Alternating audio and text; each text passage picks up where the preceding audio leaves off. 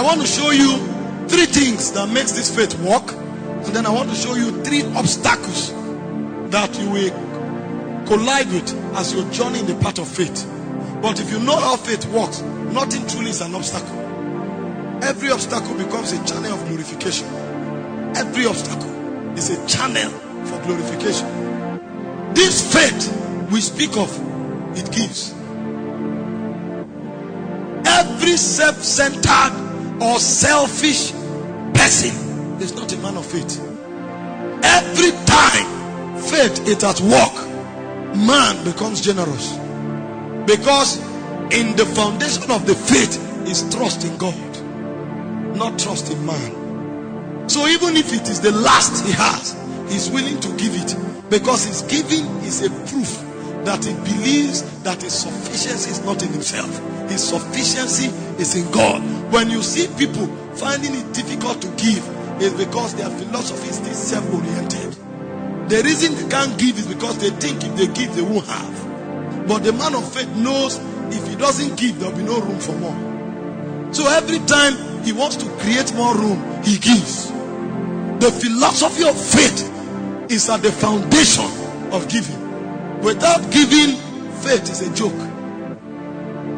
Abraham, the father of faith, God told him, Genesis 12 from verse 1 to 3, come out of thy country, out of thy kindred, out of thy father's house. I will bless you and I will increase you, and by you all the nations of the earth shall be blessed.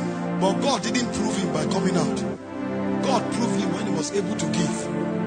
Because the way faith is verified is when you can give, not when you can take. If you read Hebrews chapter 11, the Hall of Fame, 99% of the faith exploit was giving, not receiving. When a man gives, he can release his faith. That's why you study that scripture from Hebrews 11. All of them gave. Some gave money, some gave time, some gave even their own lives. The only person that was indicated for receiving was Sarah, and the child Sarah received was the child of promise. It wasn't even a personal thing. It was an epitome of the Jesus that was to come.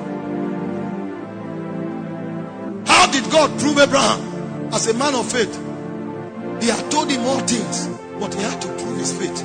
So in Genesis 22, from verse 1 to 14, he told him to go and give Isaac. And God didn't make it easy. He said, the same one that you love. I know you have servants in your house. I know you have Ishmael. But I'm talking about your best. He said, give your son Isaac, the one that you love. And Abraham didn't contemplate it. He didn't even discuss it with his wife.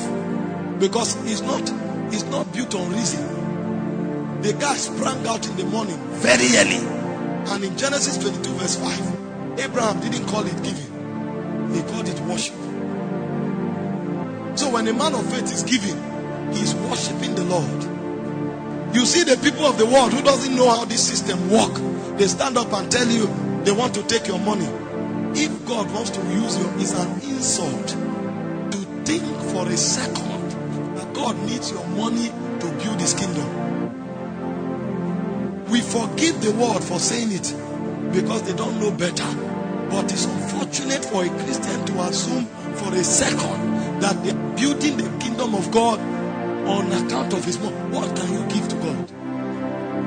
What do you have that you were not giving? He said, what do you have that you were not giving? It's a privilege for you to worship God with your substance. In Proverbs 3:9, it says, honor the Lord with your substance. So when we give, 1 is worship, 2 is an act of honor, 3 is the revelation that we know that we belong to God. So we are paying royalty to our King. We are not giving to help God. We are being helped by giving. So don't allow a man who knows nothing about the kingdom educate you on Facebook. In this kingdom, we walk by different set of rules. God will prove your heart by what you give. That's why he said, where a man's heart is, that is where his substance is. So in the sight of God, your giving is a testimony that your heart is with him. So it's an act of worship. Genesis 22 verse 5. Nobody taught Abraham. How did he know? That's why they are called patriarchs. patriarchs are pioneers of others in God. They traveled into God through intimacy and they bettered dimensions that didn't exist before. Who told Abraham that giving was an act of worship? Because he discovered it in God.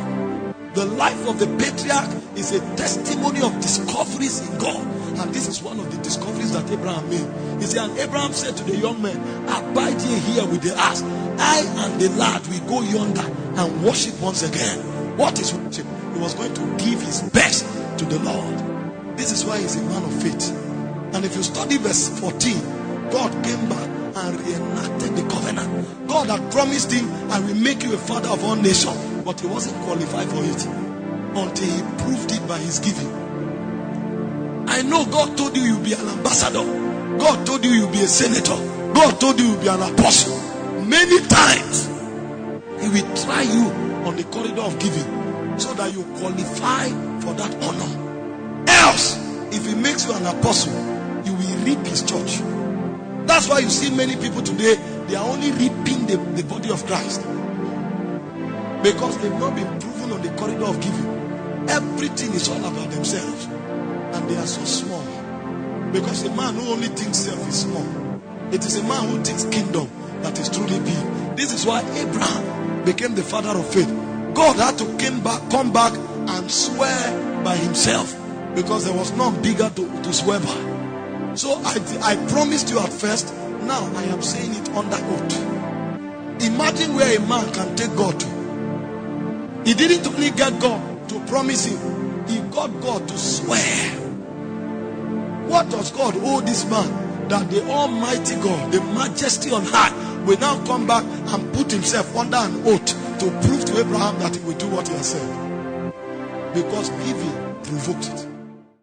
If you were blessed by the message you just listened to and wish to make Jesus your Lord and personal Savior, kindly repeat this prayer after me. Dear Heavenly Father, I believe in your Son, Jesus Christ, and that He died for my sins and was raised from the dead for my justification.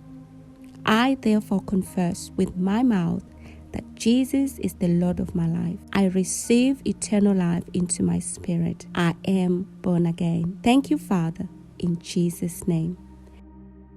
If you just said this prayer, please send us an email on amodiscipleship@gmail.com or reach us on our website orocomichael.com to enable us to reach you and afford us the privilege to disciple you. God bless you.